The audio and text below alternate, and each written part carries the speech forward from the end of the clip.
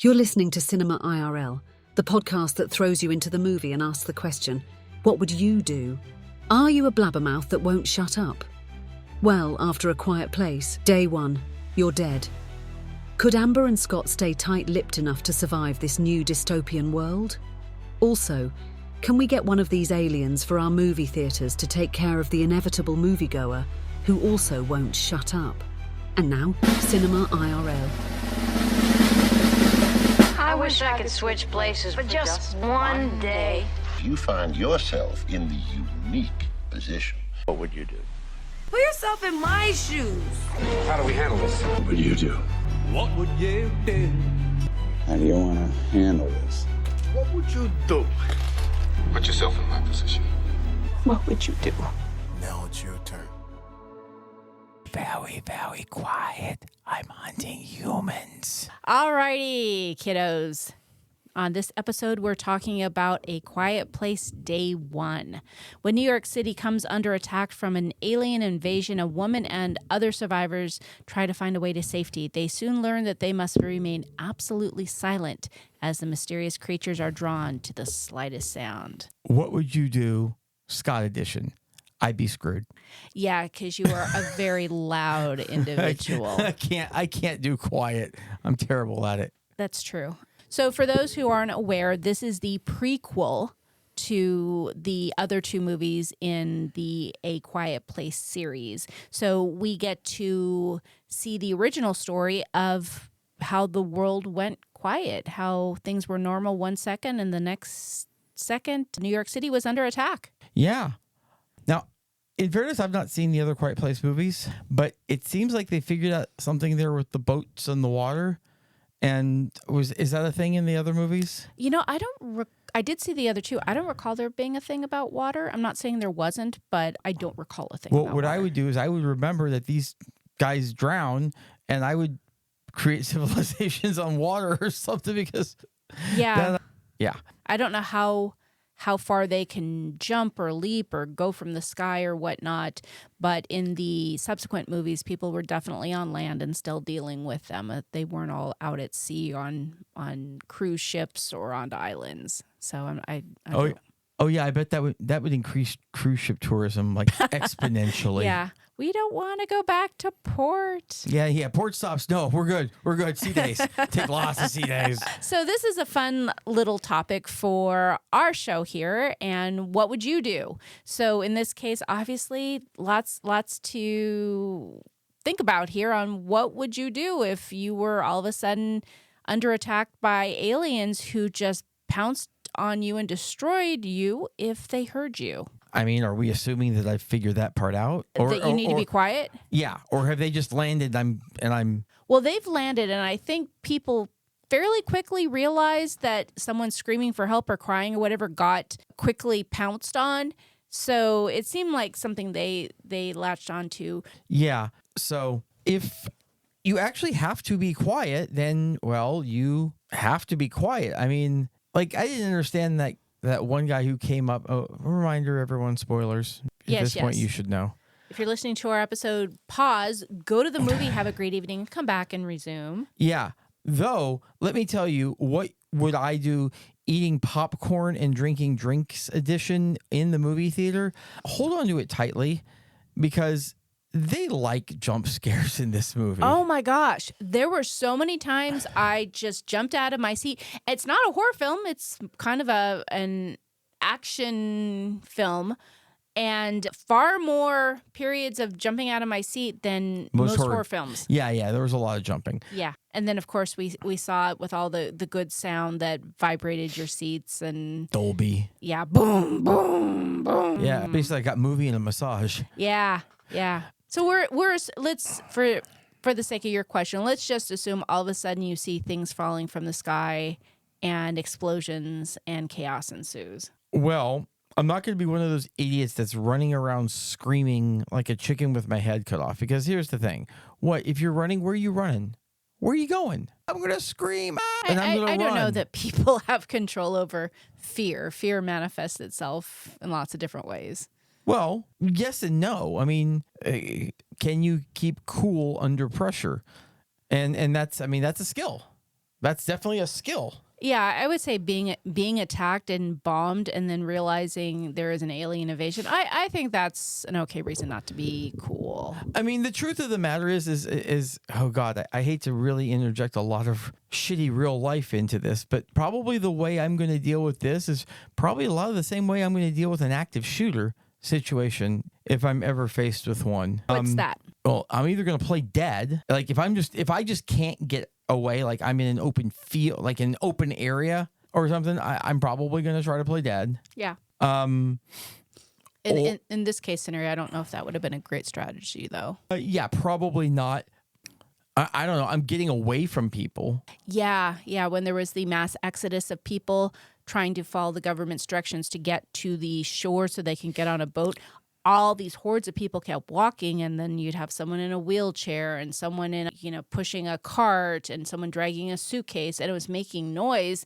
And the main character, Sam, was walking in the other direction, I suspect to go on her quest for pizza. Which was a part of her storyline, to go revisit a place that she wanted to go get pizza. That was a place that she used to go with her dad after her dad played a set of piano at a jazz club.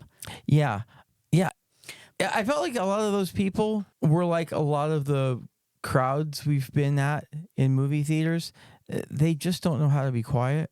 Yeah, very much so. And if I had been in that situation, I would never walk with a crowd. You're trying to be quiet. Why would you walk with several hundred people trudging through ruins and rubble of a city that had been bombed? I'd cross over to the next street and find a more vacant, empty street to walk down. Yeah. I say, walking down vacant, empty streets in New York City, not usually a good idea, but I'll take the exception on this one. I agree. So, yeah, this is really interesting because, like, you even have basic things like sneezing. Yeah. That all of a sudden you sneeze, up, you're dead. Yes, and when she was trying to open a can of food for her cat, trying to do it as quietly as possible to lift off that pull top from the can and then burying it in her sweater to try and muffle the sound. And she stumbled across two kids who were hiding in a fountain because the sound of the water masked any sound that they might make, which was a really astute observation on their part. Yeah, I think you've got to try to find yourself into scenarios. I mean, obviously they're hunting specific sounds, and they've figured out the creatures, that things like water and thunder and stuff like that are natural sounds are not something for them to hunt now. And they muffle things like car alarms, not a natural sound, and they pummel the shit out of a car. Well, it's a good starting point to think about what you would do in the case of an unexpected disaster. So in this case, it was aliens, but it could be nuclear war, earthquake, any sort of unexpected disaster. Well, you could just get like a really nice sound machine and put it on a loudspeaker. Just waterfall sound. Just follows you everywhere you walk. Yeah. I'm a walking waterfall. Yeah. It's a fascinating franchise. And I think if I were in that situation, I would walk in the direction, even though they said walk towards the water, I don't know if I would have faith that was really the right thing to do. I might try that, but I also might try walking in the opposite direction of where everybody else was and getting away from where the activity seemed to be. Now, unfortunately, we know from A Quiet Place 1, the original film, not day one that we were talking about, but the first Quiet Place, they're out in the middle of nowhere, but these creatures are there. So unfortunately, the future for these folks is pretty bleak because these creatures stay, and it doesn't matter if you're in a cornfield in the middle of Iowa, they will still hear you make a sound and come and get you. Yeah, it was rough. But yeah, I mean, you and I had a conversation as we're leaving the theater about having a plan in the case of such a disaster. It's a good thing to have, like some ideas. Okay. I mean, again, it may not be aliens, but you've got, I mean, for us out here in California, we have earthquakes. In other places, it could be things like hurricanes or tornadoes or wildfires, also for us out here in California. It's good to have a plan. Yeah, it's good to have a all hell breaks loose type thing. So My mom always had a earthquake pack.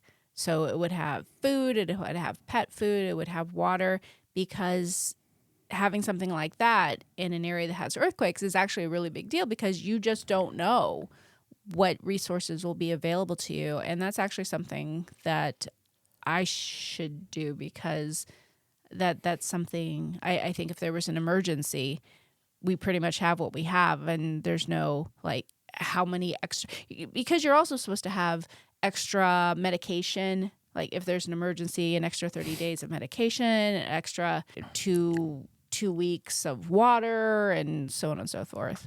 yeah, I mean, I guess you're also supposed to keep 6 months of savings set aside too. Sometimes things are a luxury that you can't really put together. I mean, I guess you could, but I mean, you have to have a place to put these things and everything. So, but I mean, most people do. So yeah, I mean, I guess really kind of on the final thought type thing, what am I going to do in this scenario? I'm going to shut the hell up. Yeah. Against every natural urge in my body, I'm going to shut the hell up. That is no small feat for someone like yourself. You are a very chatty, boisterous person. We hope you enjoyed our episode. Stop. The cat. How could we have forgotten about the cat? Yes. So the main character, Sam, she had an emotional support cat because she had cancer. And initially, this cat runs away, but then the cat, after the explosions, and then the cat finds her again, and then the cat runs away, and the cat finds her again. Then they go through water in the subway, and the cat survives. And then the cat goes into a construction zone where there's all the aliens, and the cat survives. I thought for sure the cat was going to get them killed. Yes. Meow. I thought for sure that cat is going to be a liability. And I know you love your cat. I know you do. But I'm sorry, kitty. You got to go. I was waiting for that cat to meow and get pounced on and destroyed by the aliens. That cat didn't make a peep. I was waiting for that cat to be cat-like and knock something down, like when they were drinking from a glass. And while they were drinking from a glass, I was terrified that the glass was going to fall and make a noise and they'd all die. Yeah. I'm sorry. I'm jettisoning the cat. I love you, kitty. I'm so sorry. But He doesn't make any noise. Well, you hope you make noise. Well, You're the one that should be jettisoned. Well, and if I make noise, I get jettisoned. But like you and I, like we can have a conversation, might be on paper. Shut the hell up! Don't talk. That cat's like, I don't read. I don't know if the cat's ever meowed. I'm trying to think of a time that the cat's meowed. I don't know if that's true. I don't know if the cat has ever made a noise. The cat in the No, my cat. I don't know if he's ever made a noise. Oh, when he's hungry. Wait, but say, are you kidding? Yeah, when he's hungry. Yeah, every morning when I'm leaving for work, I assure you, he's making some Oh, noise. yeah. Also, if you're outside, he'll make plenty of noise. Really? Oh, yeah. Who knew? Yeah, I did.